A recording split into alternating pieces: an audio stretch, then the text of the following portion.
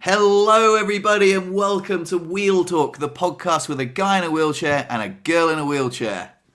Hello, everybody. Fred's got some weird nervous energy. It's this morning for me, but it's evening for him. I do have nervous energy. That's what it is, and I've been suffering from it a lot lately. And it's been I'm not the sort of person to suffer with anxiety, but I'm all nervous about the podcast, nervous as fuck last week about the old croupier stuff. Sorry.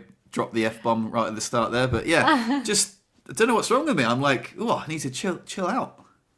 I think that's just what happens when you get shoved outside of your comfort zone for any reason. And then when you stay there long enough, you calibrate to whatever that level of excitement is or, energy. And then you got to move up. It's like that old saying that if you're the smartest one in the room, you're in the wrong room. If you are comfortable in the room, then you're in the wrong room. So maybe you're just in the right room for the first time in a long time. Maybe. I feel like you have a nice calming energy, Brittney. You're emanating this calming energy that's making me a little bit more relaxed. So thank you. You're welcome. Normally I don't bring a calming energy. I don't know. Maybe I do. Normally I think I'm at an agitating type of energy when you're around me in person, but maybe not. I don't know. Maybe that's just what I feel like inside. Maybe we'll ask Joe what sort of energy you bring. It really depends on the situation. Generally, if little things bug me, this morning I found half of a sandwich in the garbage from my kids and I'm like, stop wasting food. So, that just drove me crazy. But then big things, everything breaking down in my house right now and cars and everywhere, I'm like, okay, that's fine. Mostly because are you like Ross from Friends when he's like, my sandwich, my sandwich? Sort of. I'm like that about food. And they always say I'm such a psycho about food, but I know how much the groceries cost because I shop for the groceries. I want my kids to eat semi-healthy and I bring chips and, granola bars and cookies and stuff into the house because I'm you can't just not have any things like that. Otherwise, then kids will go outside of the house and just stuff their faces full of it. But it just drives me crazy. Jamie will bring home her cucumber that I pack in her lunch or that she packs in her lunch, depending on who packs it. And I'm like, I packed you chips, cucumber, a fruit, and a sandwich. The last thing that should come home is the cucumber. The chips, maybe. But I'm like, the chips should be the last thing you eat. So it drives me crazy that I'm having these conversations with teenagers that I'm just eat the cucumber. Even if you just do it to shut me up. At least you would learn how to shut me up. I don't know. I don't know. I think you'd find something else to complain about, to be honest. Probably, maybe, but anyway, that's what I mean about my energy's agitating. It's just little things will bug me because I think they're common sense. Common sense. If Jacob puts his lunch container in the sink that still has crust in it, I'm that's common sense to put the bread stuff in the garbage so that I don't have to do it when I come to the sink. Or put it in the garbage, wash it out, and put it in the dishwasher. Just seems like common sense to me. Eat your crusts. Exactly. I know. All of this seems like such common sense to me. Inside outing your clothes. If you're 17 years old and you take your pants off and they go inside out, then put them inside right so that I don't have to do it when I am doing the laundry. Stuff like that. So funny. In the English language, English, when we say take your pants off, that means you're naked, That's funny. Well, not naked, but still, I'm come on, just do these simple things that don't seem hard to me. Anyway, welcome everybody to Wheel Talk, the podcast with a girl in a wheelchair and a croupier in a wheelchair. Way! Yeah, I can't wait to hear all about that. You've been documenting your journey, so a lot of people probably have been watching, but I didn't watch the last video. So. You didn't watch the last video? How dare you? Oh no, I did. That was the one where you peed your pants, right? Was it? How very dare you? Yeah, it was. Yeah. Oh, I did. No, I've been touched with the response of my journey as a croupier. Honestly, the lovely comments, everyone's being so supportive, and it's really nice to see my channel through a different lens. One of the other Yeah. croupiers, we became Facebook friends, and he saw the videos that I was making because I shared a video on YouTube, and he went on my YouTube channel, and I was like, all of a sudden, quite embarrassed because I was like, oh, now he knows that I weed myself and stuff like that. But it was interesting that the feedback that he gave me, he was like, oh, it's so interesting. I had no idea that was your experience of the weekend, of the week, and it made me think, like. It is quite interesting because sometimes I think, oh, why do I overshare on the internet? It's such cringeworthy content. Who's going to watch it?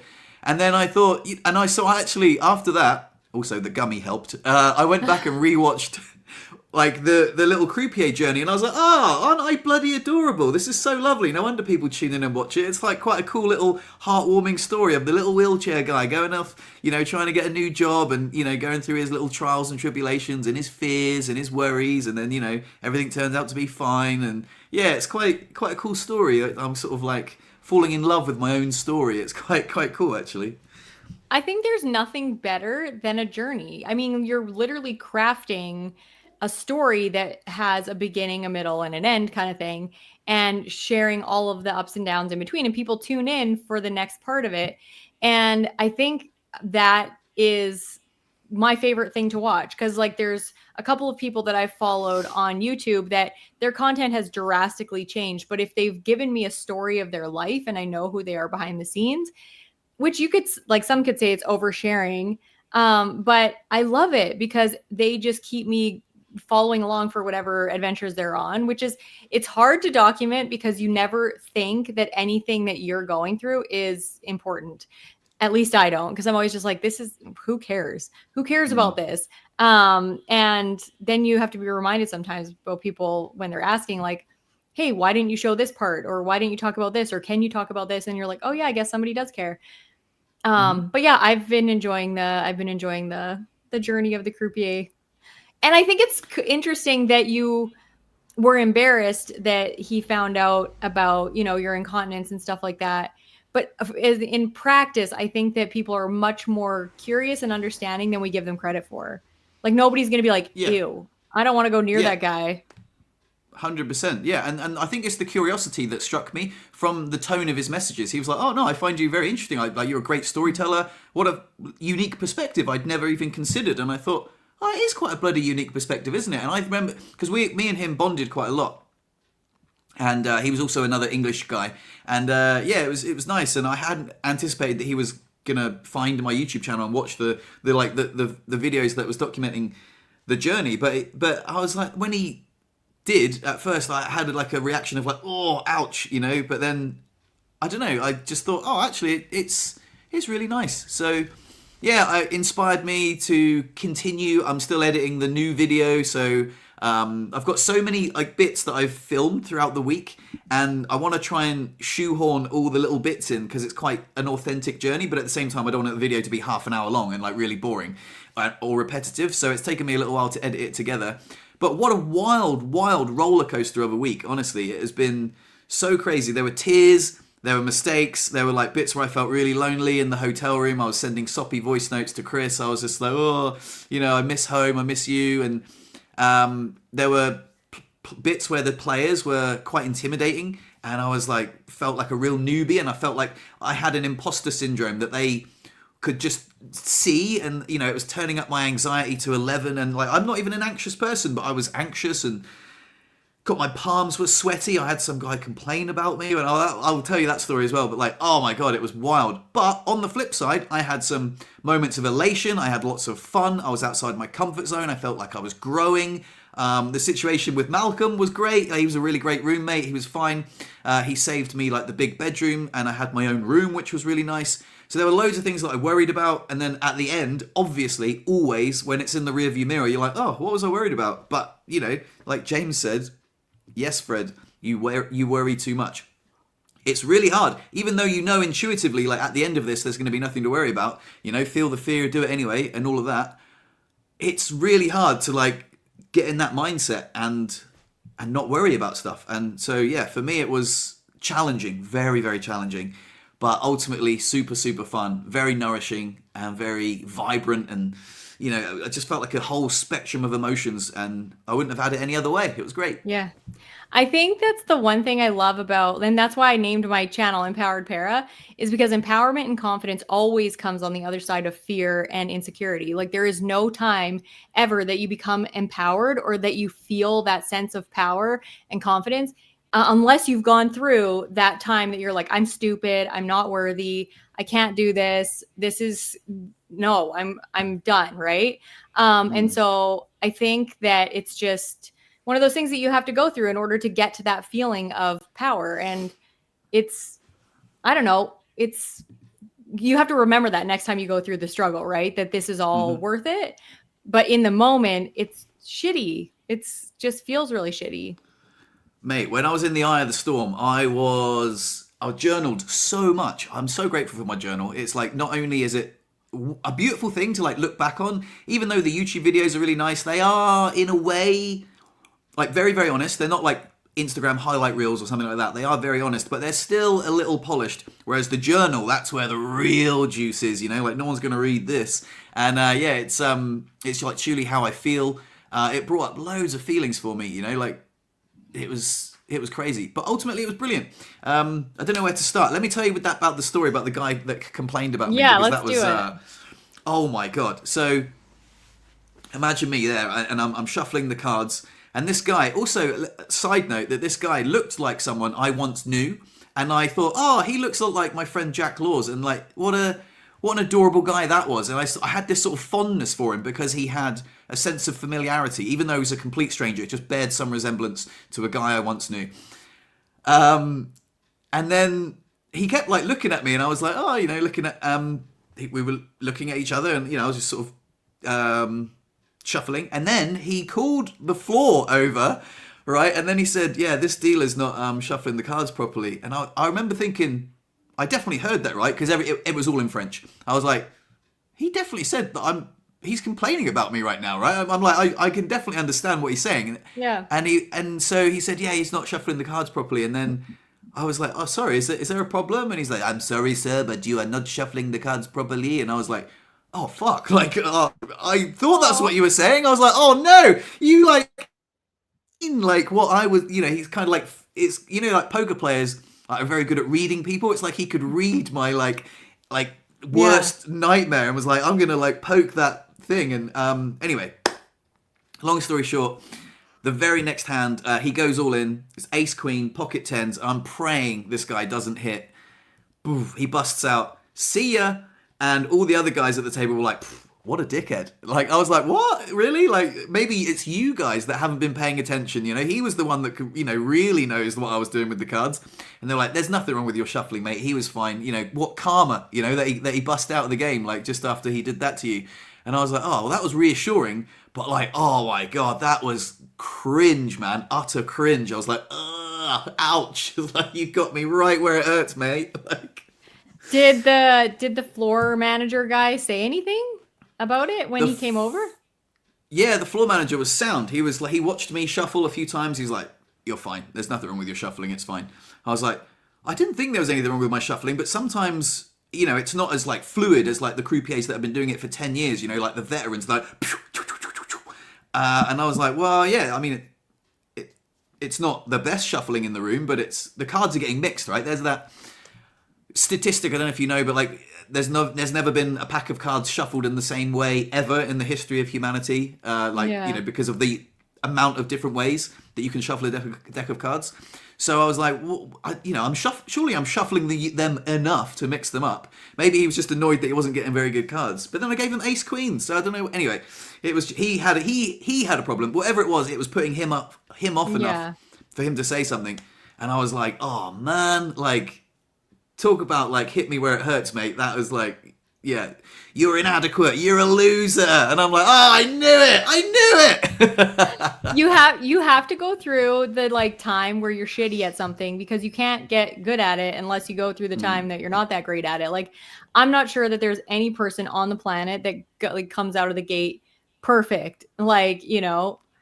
And so I think you have to go through that, even if like the guy had said you weren't shuffling properly. who cares? You're gonna do it better next time and whatever. But yeah, the guy sounded like just a jerk. And for him to do it in front of everybody, that's weird. Well, That's weird. I don't think he was.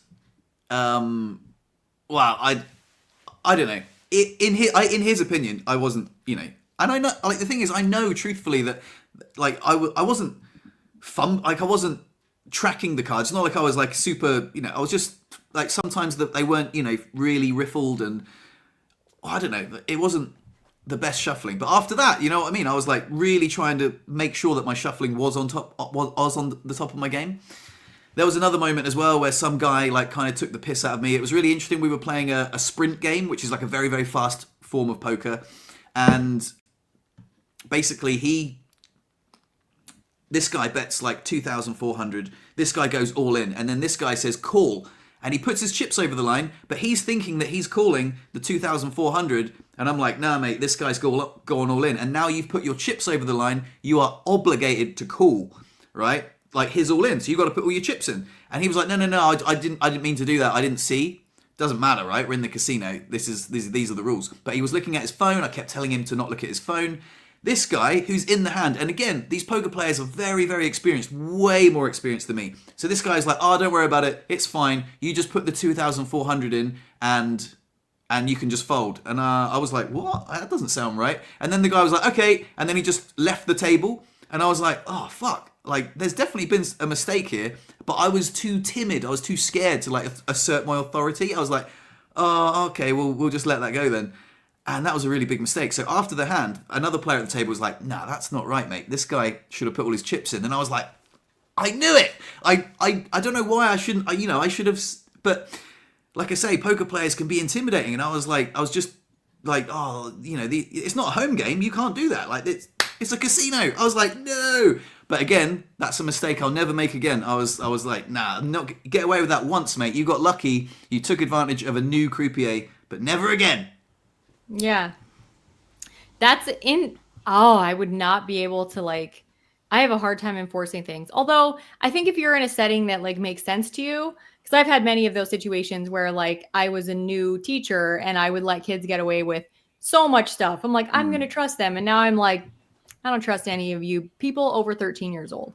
I'm like, I said, I'm going to assume you're this way, but like, if you mess it up, that's it. I'm like, you got to earn that shit back. And so I definitely don't make certain mistakes, especially with certain kids.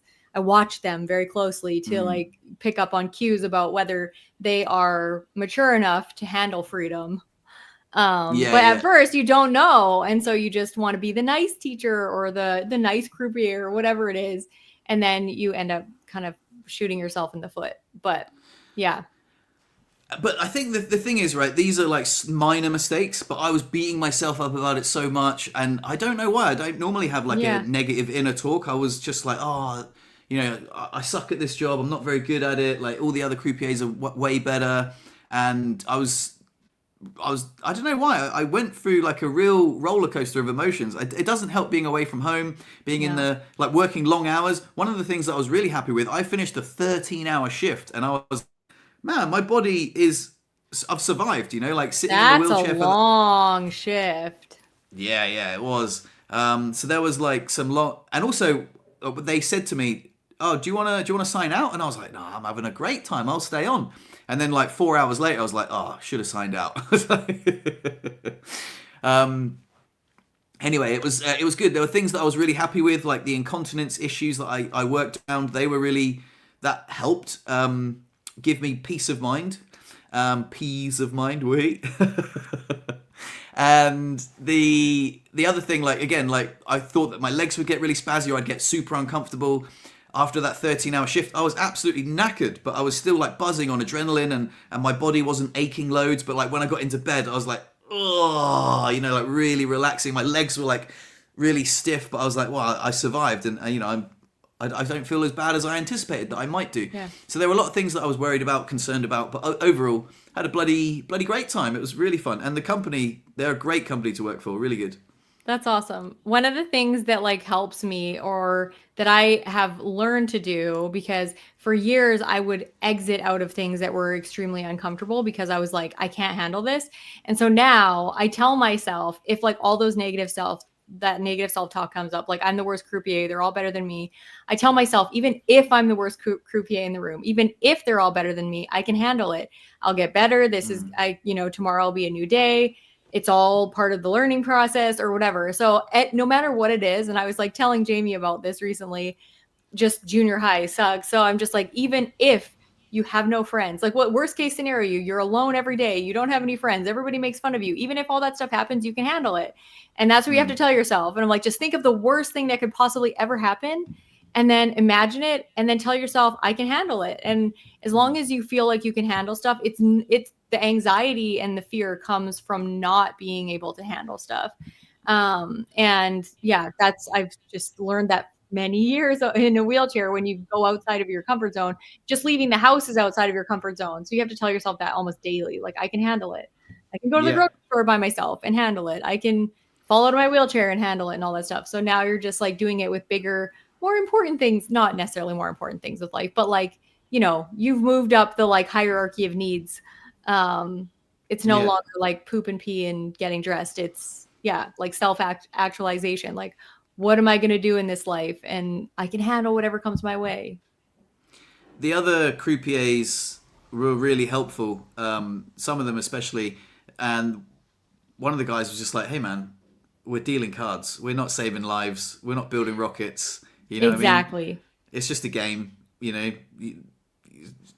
It doesn't matter. Like you're like, and I remember like journaling, and I was like, oh, to be good at something, you have to be brave enough to suck at it first, and yeah, I have sort of noticed that my physical responses have been a bit.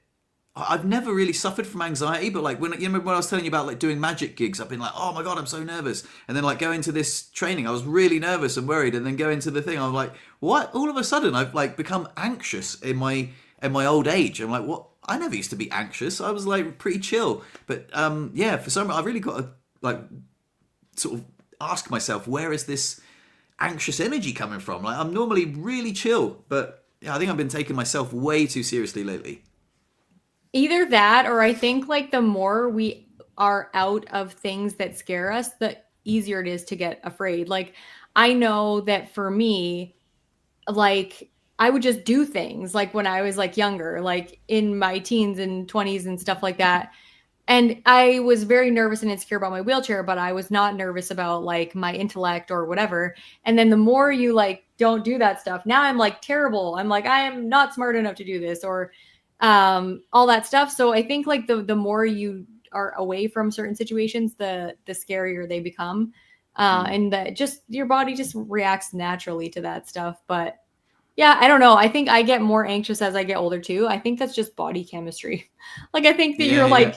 your body is less efficient at everything, so it's just like creates more nervous chemicals than feel good chemicals as they start to poop out. Yeah, yeah. I've just noticed that Leo is in the chat. Leo is the guy I was telling you about, like the British croupier who Oh, was yeah, he's like the croupier that I was telling you about. So what up, welcome, Leo? How you welcome to doing, me. bro? Welcome to Wheel Talk. This is the Yeah, podcast. Yeah, though it's nice that you're watching. It's nice that you've taken an interest. Thank you for being here. But yeah, he was a really cool dude that really helped me with like lots of advice and like I say like just to help me chill out a little bit. And I think he was the guy that said every croupier in this room has a similar story when they first started, so don't worry about it. It's like almost like a rite of passage, I was like, you know yeah. what, it is. But yeah, like I say, I hadn't anticipated it being such a roller coaster of emotions, really. But yeah, Yeah. it was cool.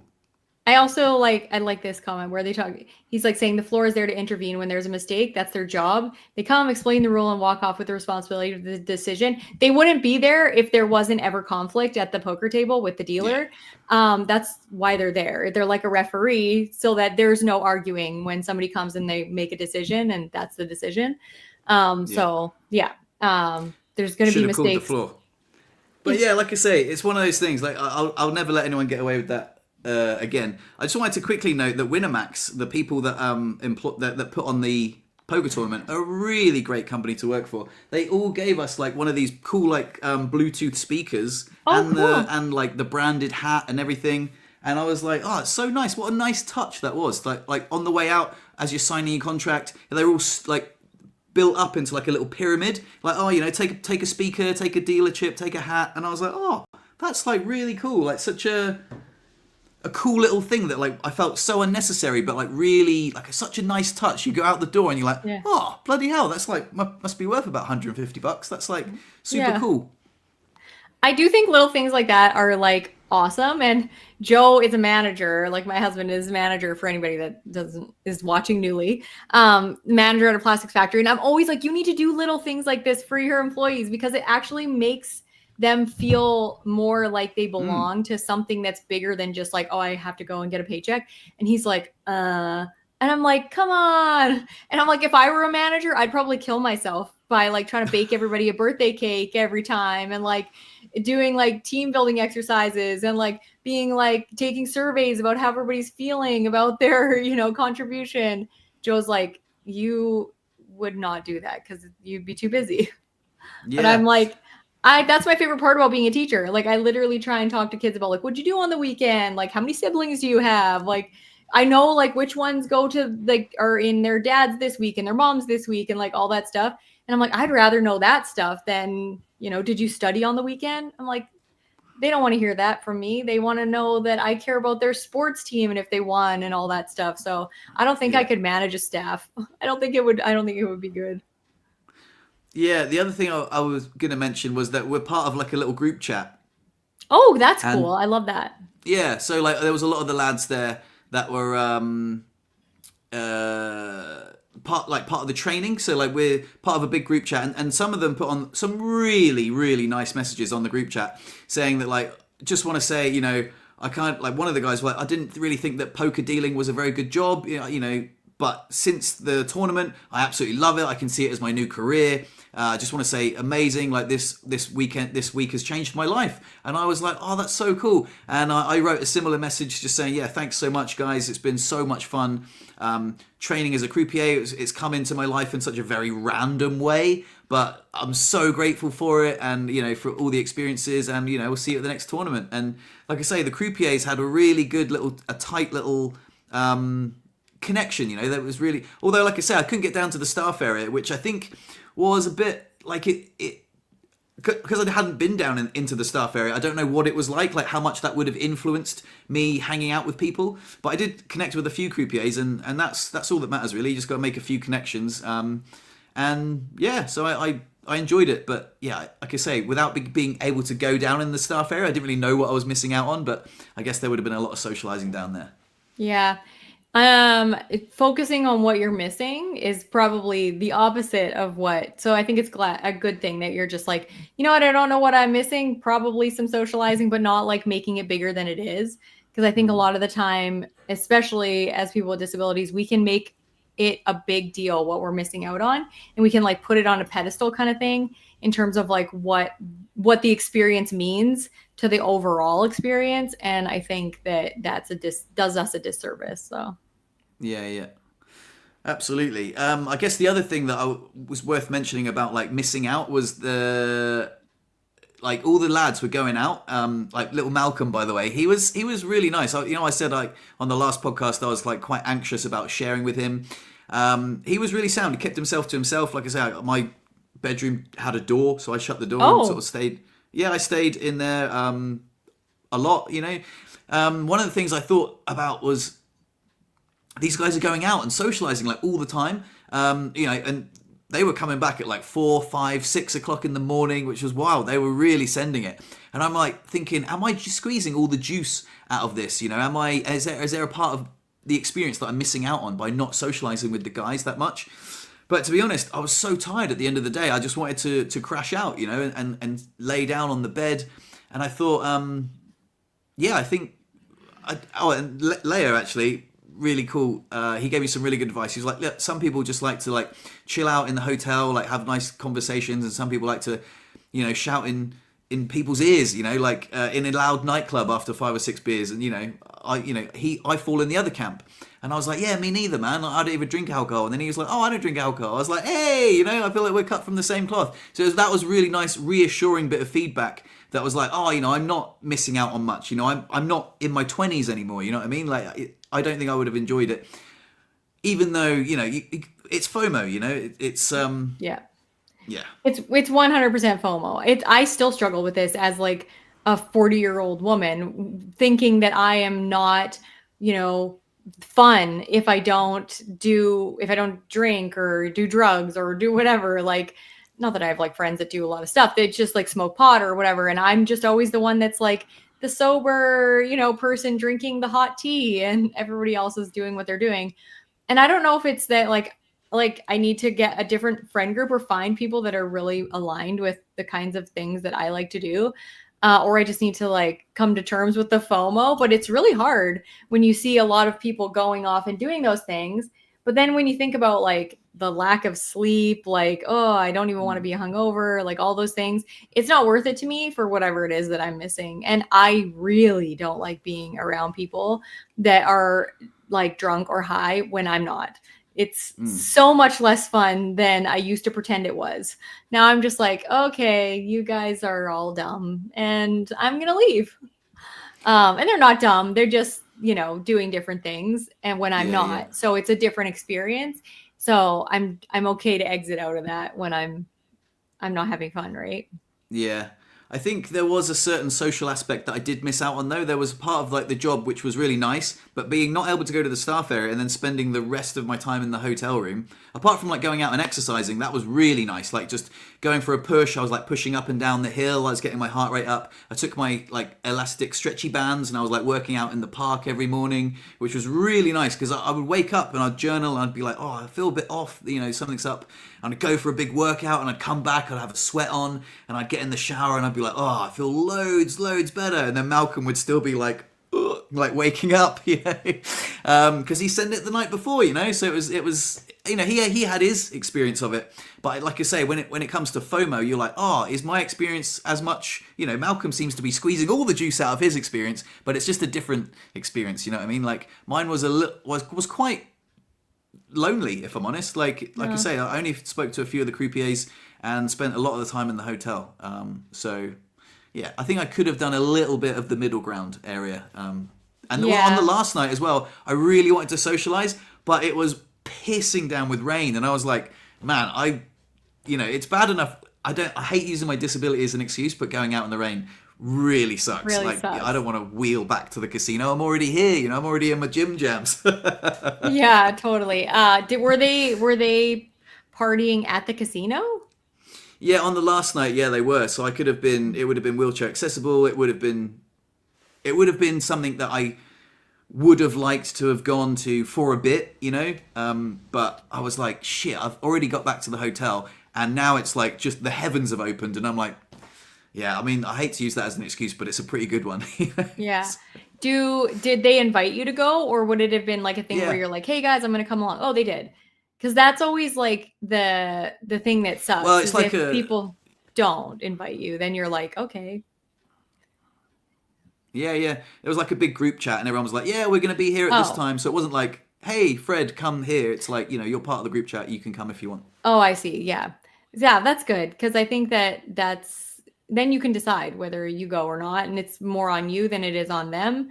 And a lot of the times we can make it feel like it's on them, even though we're perfectly capable of being like, hey guys, do you mind if I tag along or whatever, which would have been terrible for me when I was like first paralyzed, because I would have been like, nobody wants the wheelchair girl to tag along. They're just going to say yes and then be like, ew, she's with us, gross.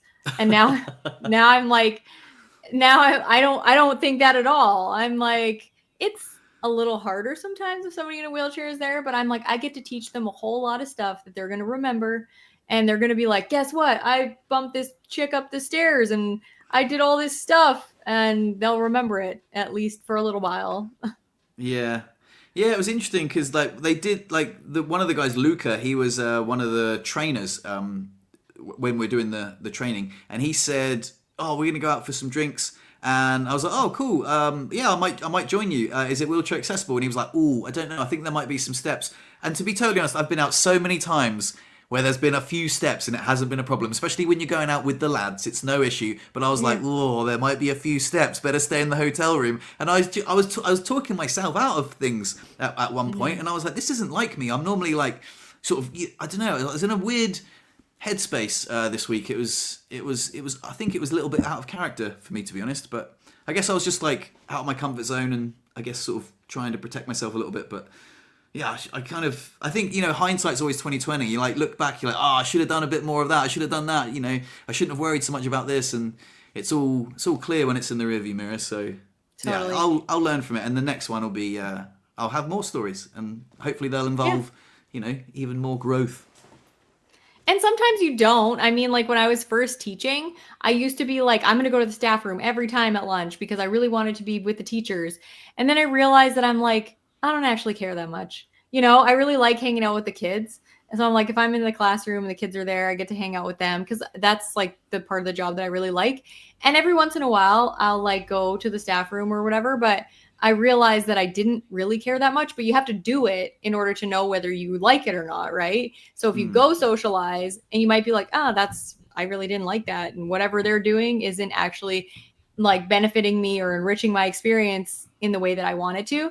And then, you can decide after that, but you have to do the thing in order to know whether you like it or not, right? You can't just decide beforehand. So next time, yeah, definitely do more socializing, and then you can report back on whether it made the experience better or whether it didn't. I also think I let the language barrier play too big a role. Like I think honestly that is part of it as well. When the lads, they all talk and they use their little slang, and it's very hard to understand them. It's quite hard for me to understand a French person in a one-on-one conversation. But during the training, I remember feeling like quite lost, and that was in an empty room with no music playing. And I was like, you know what? I think that was another thing. I was just like, if I go, I'm not gonna, they're gonna have to like speak English, and I hate that, because I can speak French quite well, but understanding a conversation is a level of French that's like beyond my current level of comprehension. So I was like, wow, yeah, this is. But again, I should have done it because it's discomfort. It's outside the comfort zone. So I should have like bloody forced my way in there. But yeah, maybe. Well, these are lessons to be learned for next time, and there will be a next time. I'm a bloody croupier now. I'm a bloody Texas Hold'em poker dealer. It feels good to say that. I think it's maybe like what am I trying to say? Like when you go to Europe, so many people speak English that it's way harder to actually immerse yourself in the language. Because like I just went to that conference that I was telling you guys about last week, and my friend Ricardo, who's Italian, and he's only been in Canada for 5 years, he was one of the presenters. And I was thinking, how scared would I be if I had to present in a different language and I was one of the keynote speakers? But he knows English so well now that it's not even a big deal to him, because nobody speaks Italian in Canada, really. Like a few people do, and he's found a few Italian people in our local area that he can speak to. But on the whole, he has to speak English every day, all day, to everybody. And in order to like exist, he has to immerse himself in the language. So it's not a problem for him now. So I think it's harder to go from English to other things when you go to a country that a lot of people speak at least a little bit of English. Yeah, and I think I just came back from my French lesson earlier on today, and I remember saying to my French teacher, I was like, I had really unrealistic expectations. I said, speak to me in a couple of weeks after the training and the poker tournament. I'll be bloody fluent. I thought I would improve my French loads, and it has improved, definitely, but not nearly as much as I thought it had. I was like, thought, I'll immerse myself in it. It'll be fine. But I wasn't really immersing myself in it, because when I went the first time, I was with Chris. So I'd come back to the hotel room, speak English with Chris. I'd watch YouTube in English, and I was like, yeah, this isn't really like full immersion. I'm just doing pretty much the bare minimum. And yeah, so that was. Anyway. Does Chris speak French really well? She speaks about as well as me, but she understands it a lot better. So her mum speaks fluent French. maybe you guys can speak French like together at home and just decide we're not going to speak English to each other. But if you neither of you are like extremely conversational in French, like where it's comfortable, then it might be hard. But I still think it No, would be better than nothing. I don't know. we could definitely speak French together. I've tried so many times. We are collectively very, very capable of having French Oh, communication. But she gets too embarrassed. She's like, "Oh, I don't like speaking French with you," and I'm like, "Why not? What the hell? It's just me." She's like, "Nah, I don't like it." But I've heard her speak French like in car dealerships when I was like, "What? Like, I didn't even know your French was quite that good." I was like, "If anything, you're better at me than French, you know." And she's like, "No, you're better at me." And yeah, we should do. I'll have a word. Honestly, I've tried, but she's too shy. She's too bashful. that's interesting. So pretty much everybody in your town speaks English then? Yeah, and at the poker thing, again, I was very, very lucky, but there were so many different nationalities that the one common language was English. And also when the orders came down from on high, they were in English. So I was like, "Oh, praise the Lord. Thank you very much. I can understand everything, you know, very easily." But the the other French guys actually they were like, "Oh, like what did they say?" And I was like had to translate for them a little bit, Oh. which was nice. But yeah, part of me like didn't like immerse myself in it, but part of me was very, very grateful there was so much English spoken at the tournament. Yeah, I bet. Oh, yeah, I can't even really imagine. I think that would be yeah. No. I was just telling Joe this the other day. I was like, I can't imagine being able to speak like so well in another language that you can just flip back and forth and it Mm, just like you can understand exactly what's coming in naturally. And I always wonder what people think like when they learn different languages, what their like thoughts are in. What language are their thoughts in? mm, So like if you were to ask Chris, because she knows English really well and she knows Spanish really well, right? yeah. What does she think in? Like when she's thinking, She's I guess she thinks in both. I've asked her the same question. So we've been chatting on the phone. We're chatting on the phone last night, actually, and she was struggling. And I was like, "You're always struggling with English, aren't you?" She's like, "Yeah," because she's in Spain at the moment. She's with her two sisters. They went to see a concert. She's speaking exclusively Spanish, and she was mumbling along. And I was like, "I tell you what, I'll just chat to you when you're back, right?" Because I wanted to like get on with my little video edit, and also it was clunky communication.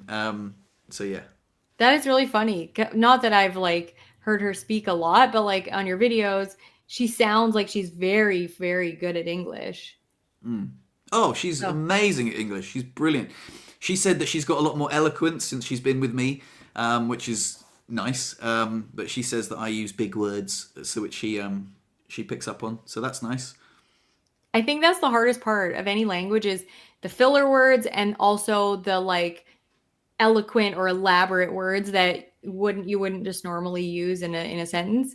And I always wonder how people learn them as well as they do. Because yeah, like I said, my friend Ricardo just he's so good at speaking and so natural and comfortable. And I'm just like, it's amazing how well he does in English. And every once in a while he gets the like if we're all talking, he'll say we always joke 'cause he says, "What is it? What is it?" And we have to explain like what it is we were saying or whatever, but what is it? And he's just yeah, it's funny. Anyway, let's move on from the croupier stuff. What's been going on Sure. with you, Brittany? What's been going on with you? Well, Jamie turned 13 yesterday, Oh, which cool! was Wow. fun, and she had her birthday party on the weekend. So I was just playing host to the girls that came over to sleep over and stuff. So I did some decorations, which I'm getting so good at these like balloon tower things that I'm like, who pays for this stuff anymore? Like I love learning how to do simple decorations and things like that that would normally cost a lot of money to get somebody to do. So I did like a couple of like balloon towers for her. Me and Jacob hung like some stuff in her room and we made like a fringe thing in her doorway, which was fun. And then she had four girls over for her birthday party and we went to a place called Activate, which is like it's like real life video games almost. Like there's like, imagine like a floor with all different colored squares, and you have like a challenge to get from one side to another with like a game with the squares. Oh, It's like a cool. huge thing in North America. They're all over the place, but kids love it. You get like a wristband, you go like sign in. It's like, it's fun. So they did that. And then we went out for dinner. And then Jamie had a sleepover with her friends, which was fun. And then I went to that conference thing, which was really great. I was on the peer panel. So I had to answer the question that I told you guys about last week in terms of like my mindset shifts. Just Which yeah, remind everyone, just in case that they sure. weren't here last week. Yeah, so I went to it's a spinal cord injury conference. It's like the organization is Spinal Cord Injury Alberta, but there's like chapters in every province. So there's one in Alberta, one in British Columbia, all over Canada, and then the bigger organization, Spinal Cord Injury Canada. So for our province, we had like a conference, and then they had a couple of keynote speakers, which was super cool because the one keynote speaker was an emergency room physician that is a C6-7 or something like that.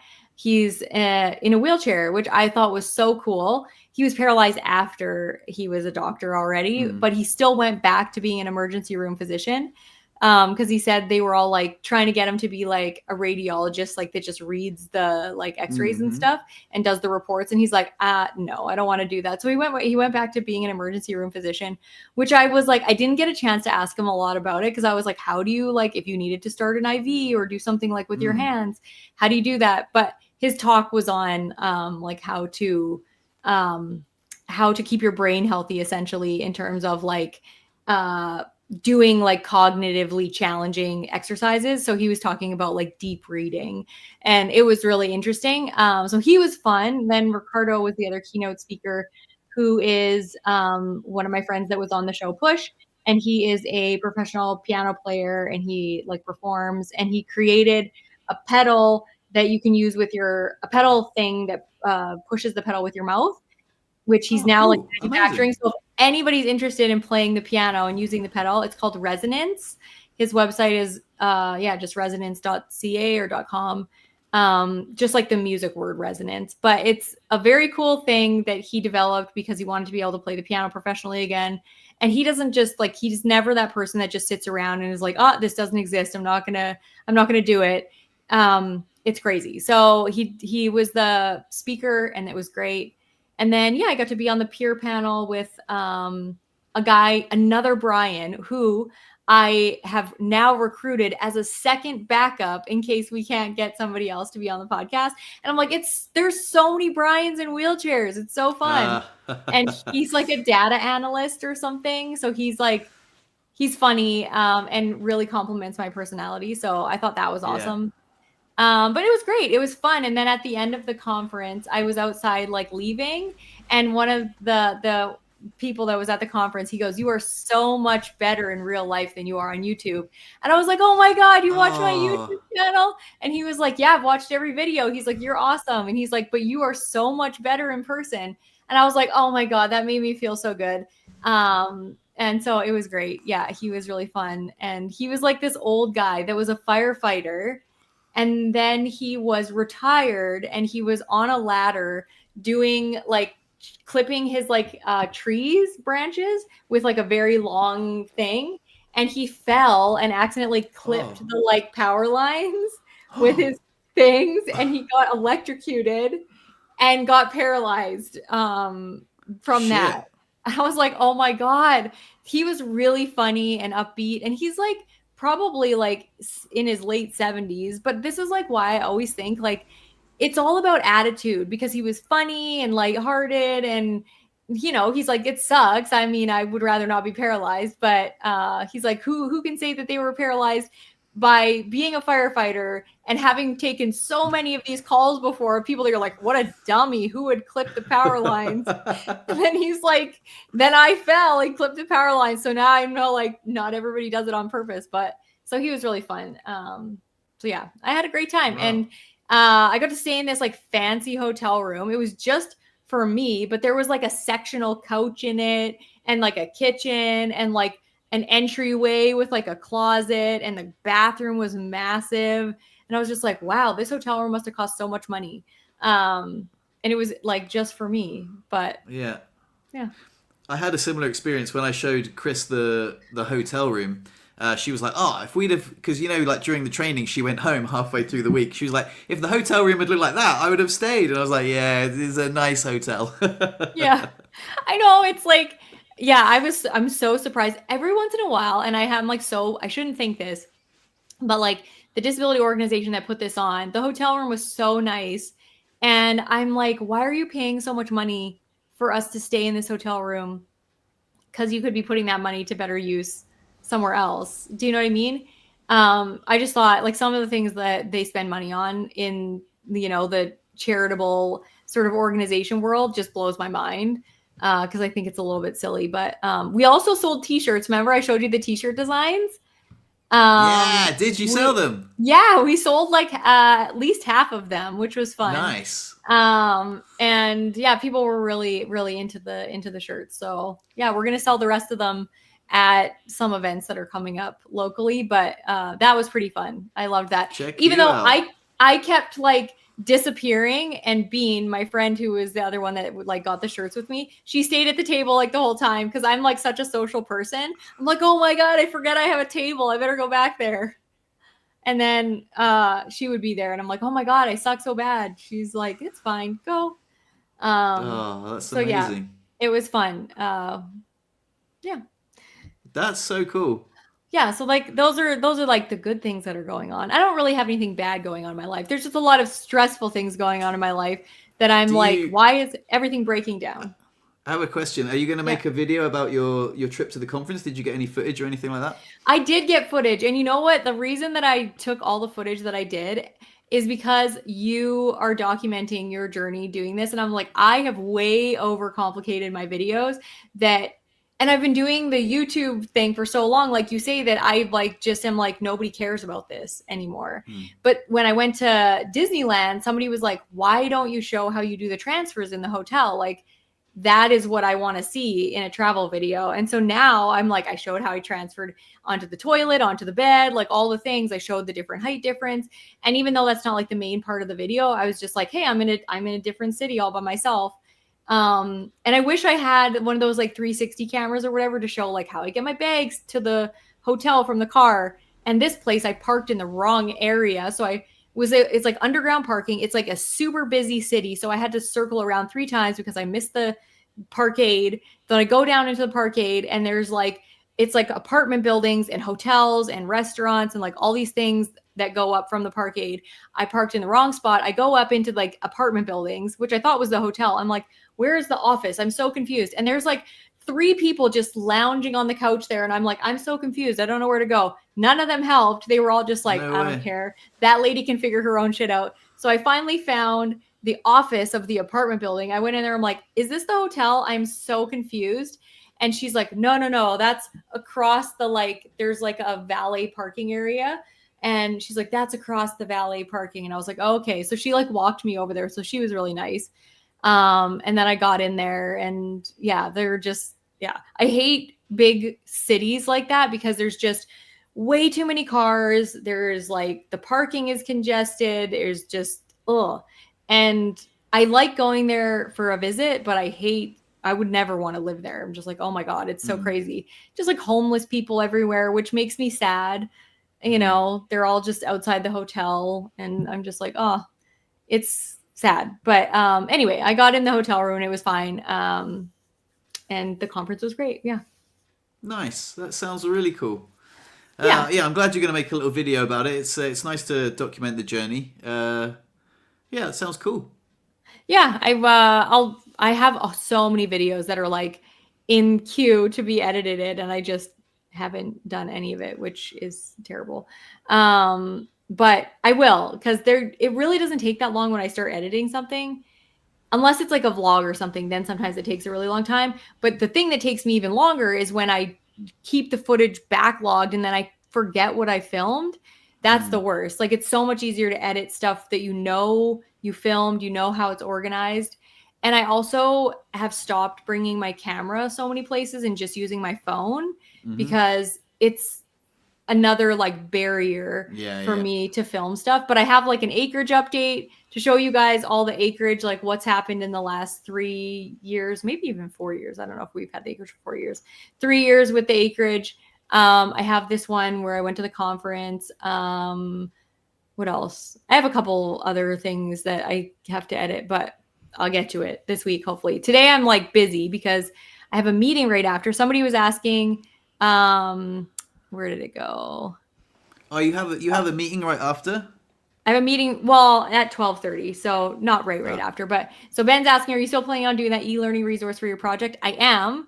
So I should actually email you about that. And I'm going to have a meeting right like soon after this with 2 lawyers that are going to hopefully teach a module on like financial compensation, like after a spinal cord injury, if you're hurt and it's somebody else's fault. I see so many people that get hurt in some sort of at fault accident, like they were hit by a drunk driver or they were on some like piece of like equipment, like an ATV or something, and they don't know what they can get in terms of like legal compensation. And it's sad when you could have had an insurance settlement and you just didn't know it. So yeah, I'm going to meet with them to see if they can teach a module on that.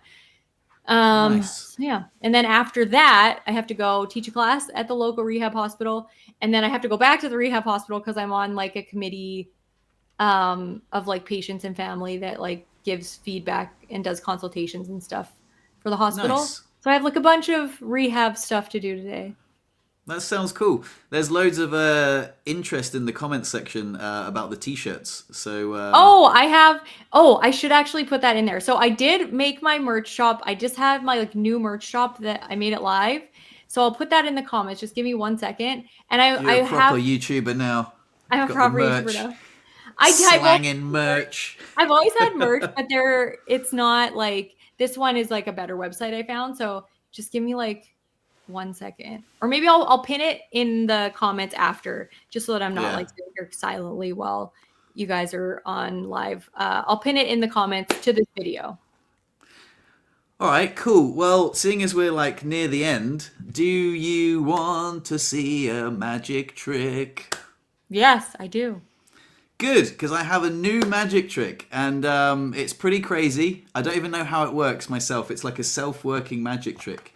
It's pretty wild. I think you're gonna like it. So, I'll turn the camera down a little bit so you can see. We have a box of cards, and do you remember the film Big? Yeah, it's got.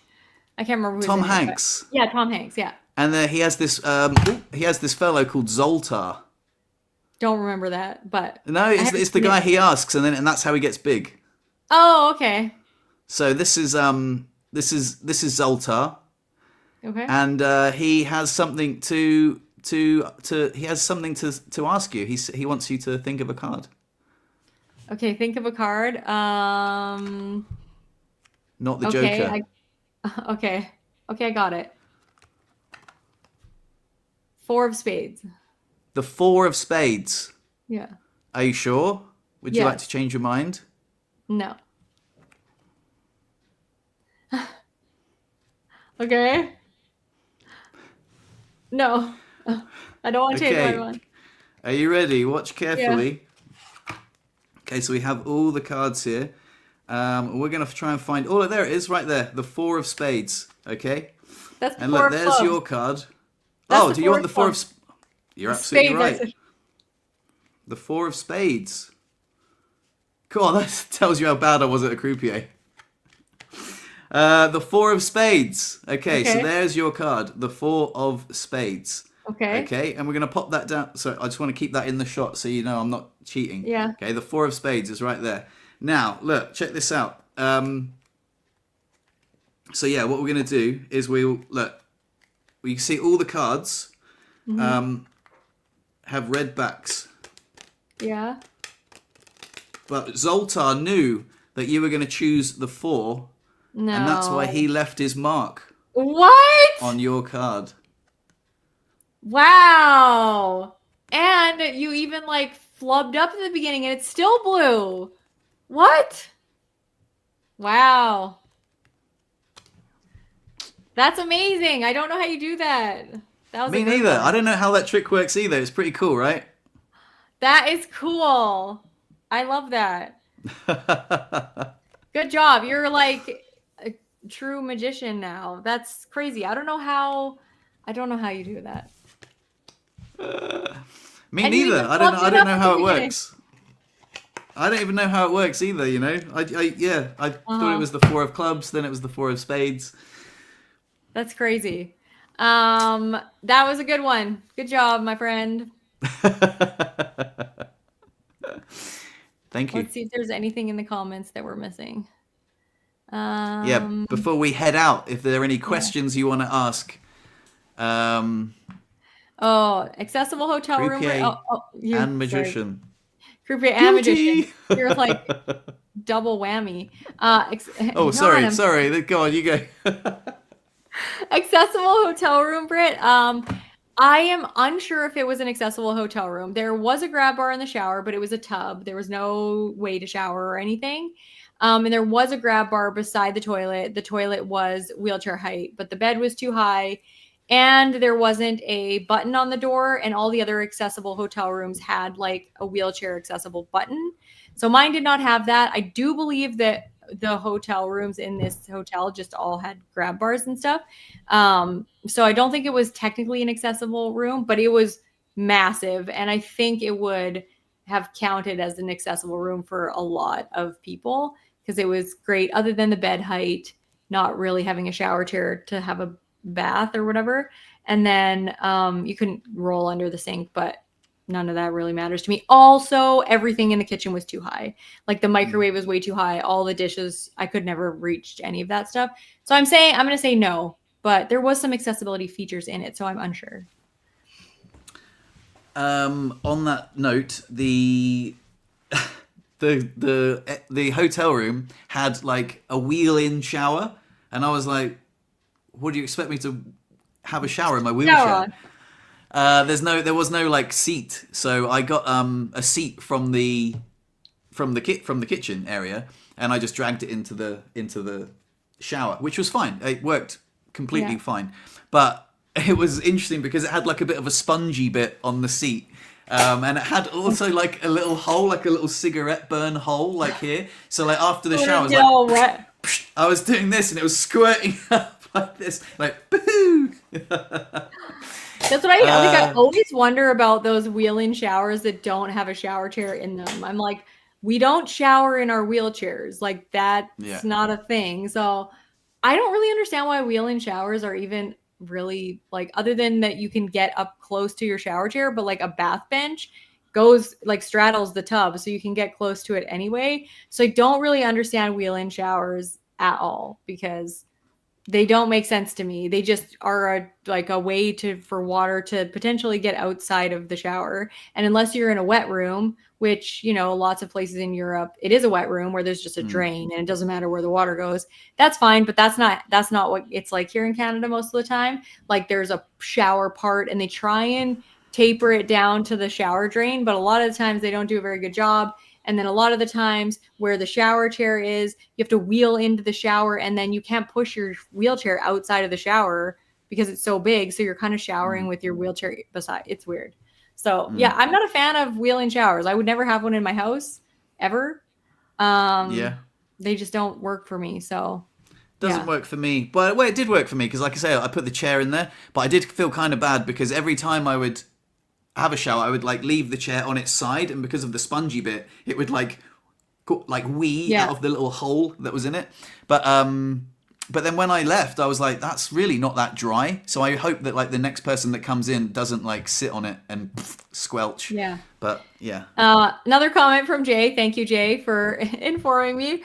I shower in my commode. Remember to think of everyone. That is probably why wheel-in showers are, mostly made, is for people who have like commodes that wheel into the shower.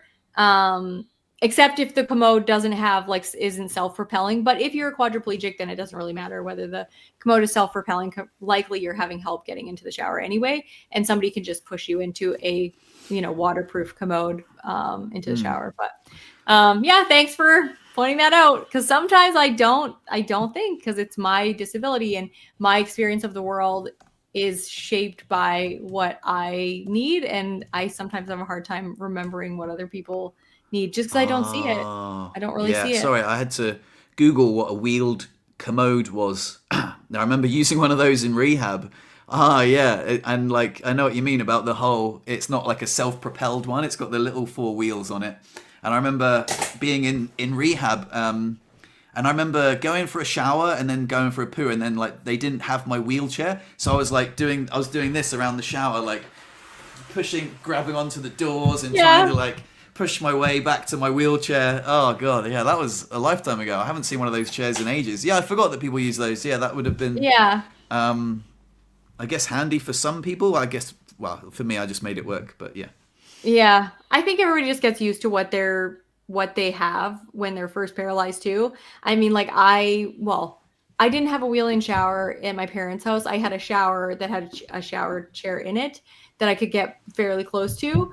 So that's just kind of what I got used to, and I didn't really know anything different. And then I moved into a non-accessible apartment, and I've never been in an accessible environment ever since. So I always just kind of use things to make things accessible, like a shower or chair or a bath bench or lifts or whatever. So I don't really sometimes understand how to use accessibility features. Like I've never used a grab bar. I don't know how to transfer onto the toilet with a grab bar. I just only know how to grab the toilet seat. So yeah, it's what you get used to, right? So Exactly. Right. On that note, we'll love you and leave you. See you next Tuesday, lovely people. bye. Thanks for watching, everyone. Yeah, it's been a pleasure. And thank you for letting me share my story and performing some magic. I love performing magic. I don't know if I told you. Don't know if I mentioned that before, but I bloody love magic. Once or twice. Right. See you next Tuesday, people. Okay, bye. Bye.